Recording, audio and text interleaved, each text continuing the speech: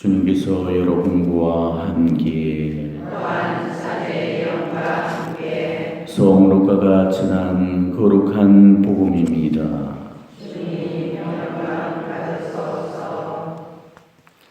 그때 예수님께서 제자들에게 말씀하셨다. 사람들이 너희에게 손을 대어 받게 할 것이다. 너희를 회당과 감옥에 넘기고 내 이름 때문에 너희를 임금들과 총독들 앞으로 끌고 갈 것이다.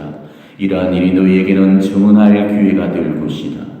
그러나 너희는 명심하여 별로란 말을 미리부터 준비하지 마라. 어떠한 적대자도 맞서거나 반박할 수 없는 운명과 지혜를 내가 너희에게 주겠다. 부모와 형제와 친척과 친구들까지도 너희를 넘기어 더러는 죽이기까지 할 것이다. 그리고 너희는 내 이름 때문에 모든 사람에게 미움을 받을 것이다. 그러나 너희는 머리카락 하나도 잃지 않을 것이다. 너희는 인내로서 생명을 얻어라. 주님의 말씀입니다.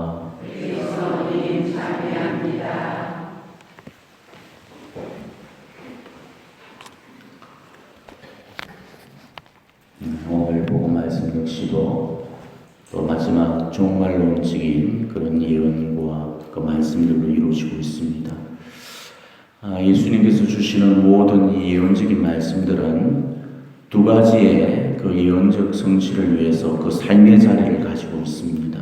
자, 하나는 예수님의 그 예언이 실제로 일어나게 될 그 시대를 겨냥해서 주시는 말씀이고요. 또 하나는 그 예언이 궁극적으로 성취될 바로 종말론적인 시대를 겨냥해서 하시는 말씀이라는 것입니다.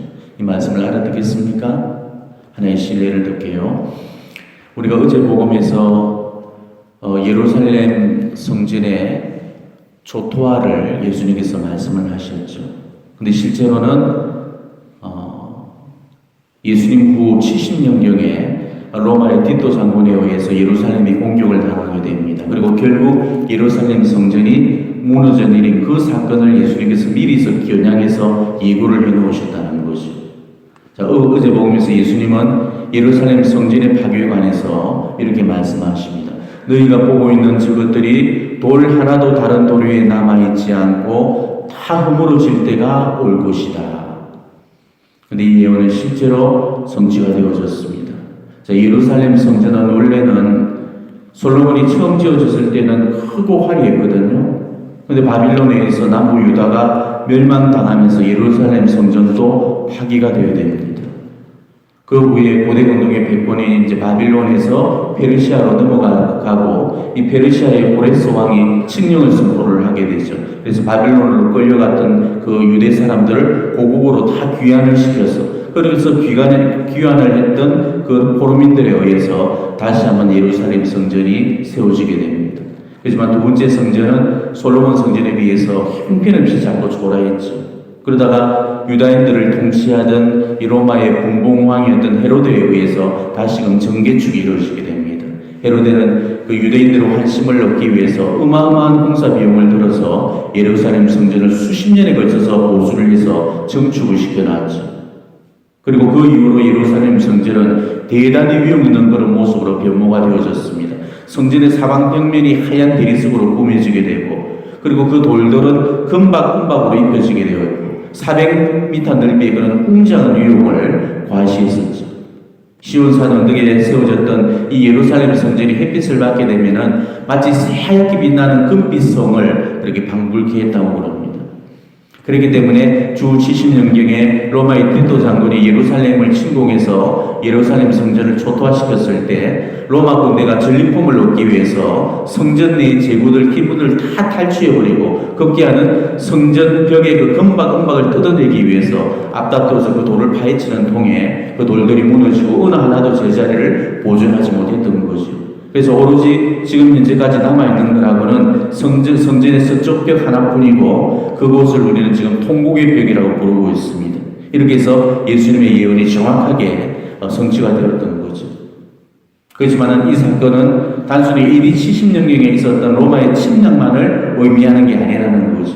근시적으로는 AD 70년에 로마 침공을 예언하고 있지만은 궁극적으로는 우리 시대에 일어날 종말론적인 그 사건을 예표하고 있는 것입니다. 곧 우리 시대에 있을 성전의 붕괴를 의미하는 겁니다. 만약 그게 아니라면은 성전 돌들이 다 무너지리라는 이 예수님의 말씀은 그 AD 70년에 로마의 예루살렘 침공을 통해서 이미 다 성취가 되어버린 거잖아요. 그러니까 더 이상 우리한테는 이 말씀이 예언적 의미는 없는 거고 우리하고는 상관없는 그런 예언이 되고 만다는 것이죠. 하지만 예수님의 그 예언이라는 것은 궁극적이고 최종적으로는 이 종말론적인 시대를 향한 그런 예언이고 종말론적인 그 성취를 통해서 비로소 예언이 완성이 되어지는 것입니다. 우리 하나님께로부터 온 예언은 반드시 궁극적인 성취를 이루게 됩니다. 1.1획도 어긋나지 않을 것이라는 게 역사가 증명하는 불변의 진리이죠. 그래서 우리는 예수님의 모든 성경적인 그런 예언들을 근시안적으로만 보는 것이 아니고 바로 종말론적인 그런 어떤 성취 안에서 이해를 하시고 받아들여야 된다는 거죠. 오늘 복음 역시도 이 종말론적인 그런 말씀들이 계속 우리에게 주어지고 있습니다. 오늘 복음 또한 근시적으로는 바로 사도들이 앞으로 겪게 될 예수님이 가고 없는 이후에 초대교회의 그런 박해를 예고하고 있는 그런 그 예언이지만은 궁극적으로는 종말론적인 시대를 겨냥해서 해놓으시는 그런 말씀이라는 것입니다. 그렇기 때문에 오늘 이 말씀은 이미 흘러가버린 남의 시대, 남의 이야기를 하고 있는 것이 아니고 우리 시대에 도래하게 될 지금 우리 얘기를 하고 있다는 것이죠. 제가 누누이 말씀드렸지만은 지금은 종말론적인 시대고 성경이 끝장이 완성되는 묵시록의 시대로 접어들었다고 제가 말씀드렸습니다. 때문에 예수님께서 예고하셨던 이런 종말론적인 사건들은 우리 시대에 다 일어날 일이기 때문에 지금 예수님의 그 말씀이 우리 시대에 어떻게 성취가 될는지 우리는 그 예언 하나하나의 성취와 실현을 아주 지켜보게 될 겁니다. 때문에 종말론적으로 주어지는 이 예수님의 어떤 예언도 우리는 결코 예사롭게 들어서는 안 됩니다. 지금 나한테 주시는 그런 말씀으로 들으면서 정말 한 말씀도 놓치지를 않고 새겨놓고 각인시켜서 반드시 우리가 살아내고 실천해야만 되는 것입니다. 오늘 말씀도 바로 종말론적인 예표의 하나인 우리 교회의 박해에 관한 그런 예언 말씀입니다. 즉 교회의 박해 상황이 심화되는 그런 모습을 보면서 그것이 곧 예수님의 재림이 임박했다는 그런 표징으로 알아들으라는 겁니다. 지금 교회의 박해, 우리 그리스도교 박해 상황이 전 세계적으로 얼마나 심각한 지경에 이르르고 있는지 모릅니다. 아시아를 포함해서 아프리카, 중동, 그리고 전 세계 곳곳에서 이 그리스도인들이 혹독한 그런 탄압과 박해를 받고 있습니다. 비근한 예로 2013년 그 통계 자료를 보게 되면은 2012년 한 해 동안에만 100만 명 이상의 그리스도인들이 살해를 당했습니다.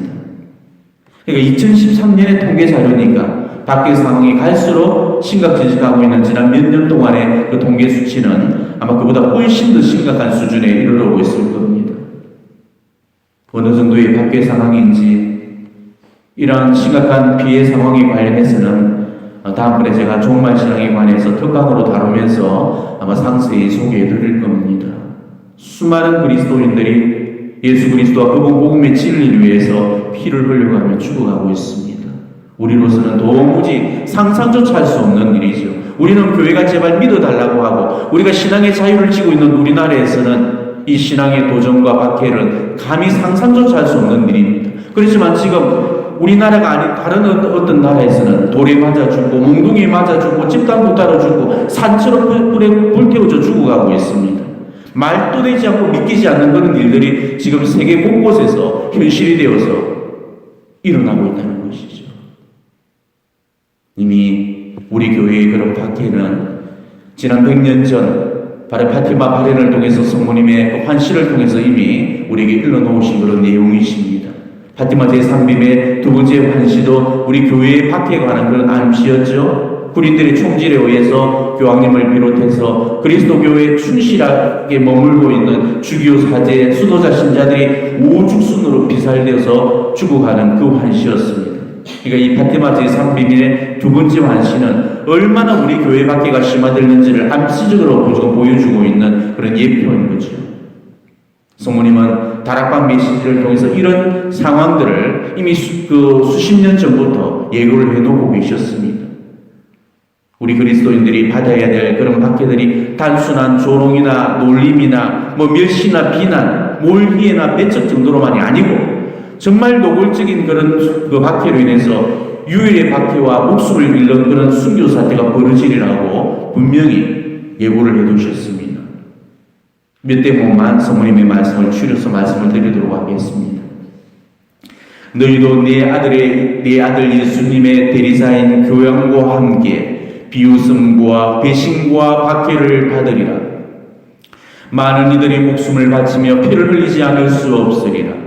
또 다른 이들은 번제의 제물로 소진되도록 살아남아 세상 정화를 위해 예고된 큰 환난의 시기를 겪으리라. 또 지금 그 겪은 적은 없는 무서운 박해, 새로운 박해로 말미암아 교회가 머지않아 뒤흔들릴 것이다. 또 어린 양을 충실히 따르는 사람은 따돌림을 당하고 박해받고 옥에 갇히고 죽임을 당하는 시대가 올 것이다. 또 믿음에 충실히 남아있는 소수의 사람들은 더없이 큰 시련과 박해를 당하리라. 또 너희의 처참한 고난의 때가 왔다.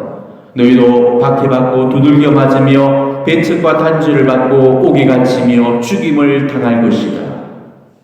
또 몰아닥치는 박해의 드센 바람에 내 지극히 사랑하는 아들들을 포함해서 많은 사람들이 피를 흘리게 될 것이다.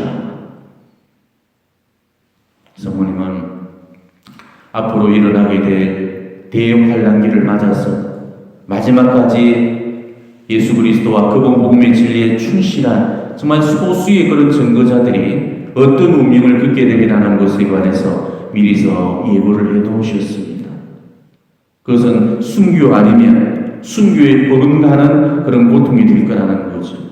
그러니까 정말 우리가 마지막까지 이 환란의 시대, 이 종말론적인 이 시대를 우리가 살기 위해서는 살든지 죽든지 우리한테 그 고통은 피해갈 수가 없는 것입니다. 꼭 죽어야만이 순교가 아닌 거죠. 물론 적색 순교도 있겠지만은 살아남아서 그 순교자의 고통을 일생을 치러야 되는 그런 백색 순교도 우리에게는 주어질 것입니다. 하지만 어떤 순교가 되었든지 간에 우리한테는 이 순교의 길이 예정되어 있다는 것입니다. 지금 우리 한국교회에서는 교회 밖의 지구가 잘 드러나고 있지 않지만은 머지않아서 이 교회 밖의 상황이 이제 단순한 어떤 나라들의 그런 지역적인 사건이 아니고 전 세계적으로 일어나는 공동 상황이 분명히 되어질 날이 오게 될 것입니다. 왜냐하면 종말론적인 시대에 들었다는 가장 뚜렷한 그런 표징의 하나가 바로 이 박해이기 때문에 전방위적인 그런 박해와 위협이 우리 교회에 가해진다는 것, 이거는 틀림없는 진실입니다. 그리고 그리스도교의 복음적 진리를 나누는 그런 소수의 충실한 종들에게 그 박해의 위협이 가해질 거라는 것, 이것도 이미 예고되어 있는 그런 상황이죠. 오늘 예수님의 말씀처럼 친구나 친척들 뿐만이 아니고 피를 나는 부모 형제 권력들까지도 미움과 반대와 위협을 가할 정도라면 어느 정도로 심각한 그런 박해가 예상되는지 우리는 대충이나마 가늠을 해볼 수가 있을 겁니다. 가장 지지해 줄 것 같은 그런 사람들한테서 반대를 받고 가장 이해해 줄 것 같은 그런 사람들한테서 거부당한다는 그 아픔, 아마 그것만큼 모질고 잔인하고 가혹한 그런 고통은 없습니다. 시어머니하고 며느리가 맞서게 되고 아들과 아버지가 맞서게 되고 딸이 엄마하고 맞서게 될 이런 가혹한 시련이 지금 우리 눈앞에 기다리고 있습니다. 정말 우리가 충실히 남은 소수의 작은 양떼라면은 우리에게 이런 위협들이 점점 숨을 조여오듯이 한 발 한 발 우리한테 위협적인 그런 상황들이 다가올 겁니다. 저도 지금 순교를 각오하고 이 마지막 시대를 살아가고 있습니다. 저는 제나폴로 다락방 사제로서 성모님의 원의에 따라서 온전히 제 삶을 봉헌하고 죽어도 성모님인 것, 살아도 성모님인 것, 오로지 성모님을 위해서 제 자신을 온전히 투신하리라고 이미 봉헌을 했습니다. 그래서 저는 용감하게 예수 그리스도와 그분의 복음을 위해서 목숨을 바칠 각오로 살아가고 있습니다. 저는 예전에 제 별명이 교구에서 김목사로 불렸습니다. 그러다가 어느 한 날에는 마리아의 사도직에 있으면서는 김마리아라고 불려졌습니다. 그러다가 지금은 김토레이라고 부릅니다. 겟토라이라는 소리죠. 또라이 취급을 받을 수밖에 없습니다. 저는 재림과 종말을 이야기하고 사탄 마귀를 이야기하고 이 시대에서 지금 누구한테도 들어볼 수 없는 이야기들을 꺼내놓고 있기 때문에 중세기의 고리타분한 캐캐묵은 그런 낡은 그런 신부로 치부당하고 제 신심은 낡은 그런 신심으로 무시당하고 있습니다. 그렇지만 저는 마지막까지 이 시대 길을 걸을 겁니다. 저는 마지막까지 성모님의 확성기가 되어드리고 성모님의 입이 되어드릴 것을 저는 약속했습니다. 성모님께서 선포하시는 그 시대적인 예언을 세상 앞에 과감하게 드러내면서 예수님의 재림을 위해 세상을 준비하는 그런 도구로서 제 남은 생을 바치고 그래 살다 갈 겁니다. 정말 우리 주님께서 무엇을 원하시든지 우리 어머니께서 무엇을 바라시든지 저의 대답은 늘 한결같습니다. 어머니 무엇을 원하십니까? 저는 그거를 원합니다. 주님 무엇을 바라십니까? 저도 그것을 바라겠습니다. 정말 우리 주님을 위해서 또 우리 어머니 성모님을 위해서 내 목숨 드릴 수 있다면 아낌없이 남김없이 다 드릴 수가 있고 정말 1000개 만개든 다 드려도 하나도 아깝지가 않고 억울하지가 않을 겁니다. 우리가 기껏 이성살이 몇 년 더 살아보려고 예수 그리스도와 그분 복음의 진리를 저버리고 목숨을 구걸하느라 보존할 그런 생각은 저는 추호도 없습니다. 예수님께서 원하신다면 언제든지 제 목숨 던져질 그런 각오가 되어 있습니다. 여러분 역시도 순교의 시대를 지금 살아가고 있습니다. 여러분도 언젠가 배교나 순교의 그런 기로에 선다면 정말 어떤 선택을 해야 될지 다시 한번 진지하게 묵상하시고 성찰해 보시길 바랍니다. 우리 교회 밖의 상황에서는 순교자만 나오는 것이 아닙니다. 배교자, 밀교자들이 훨씬 더 많이 나옵니다. 이게 우리 교회의 역사가 증명해 주는 그런 내용이죠. 정말 목숨을 바쳐서 신앙을 증거해야 될 날이 만일 우리한테서 온다면 과연 어떤 자세와 각오로 그 죽음 앞에 서야 될지 각자가 다짐과 결심으로 그날의 일을 대비해 놓으셔야 될 겁니다. 오늘 예수님은 분명히 일러주셨습니다. 인내로서 생명을 얻으리라고 하셨습니다. 고통은 순간이고 영광은 영원하다는 사실을 안다면 우리는 그 짧은 그 편안한 그런 삶이 아니고 영원한 그런 행복을 위해서 인내하면서 참으면서 생명을 얻는 그런 삶을 우리는 선택해야 될 것입니다. 순간순간의 삶을 고통 속에서 우리가 받아하면서 그것을 순교하는 그런 마음으로 참아 견디면서 다가올 그런 미국의 큰 환난 앞에서 우리가 용기 있게 마지막까지 예수님을 선택할 수 있는 그런 여러분이 되셨으면 좋겠습니다. 오늘 저는 성모님의 메시지를 함께 나누면서 정말 앞으로 우리에게 닥쳐질 그런 박해 앞에서 어떻게 우리가 살아야 될지 이 말씀을 놓고 진지한 성찰과 묵상을 해보시기를 바랍니다. 충실한 사람은 내가 요구하는 바를 항상 행하고 내 말을 귀담아 듣고 내가 인도하는 대로 유순히 자신을 맡기는 사람이다. 충실한 사람은 내게 대한 신뢰와 의탁으로 내가 지시해 준 길을 따라 정진한다. 이런 이는 다른 어떤 피조물도 바라보지 않으며 인간적인 찬사를 기대하지 않고 의지거리나 격려를 찾지도 않는다. 점점 더 깊이 티없는 네 성심 안으로 들어와 내가 이끄는 대로 자신을 맡긴 채 갈바리아 산정에 이를 때까지 십자가의 길을 걸어간다. 너희의 충실도는 너희가 얼마나 고통을 참아받을 줄 아는가, 얼마나 침묵할 줄 알며 자신을 바칠 줄 아는가에 따라 측정될 수 있을 것이다. 나로서는 영웅적이라 할 만큼 큰 충실의 경지로 너희를 이끌어가고 싶다.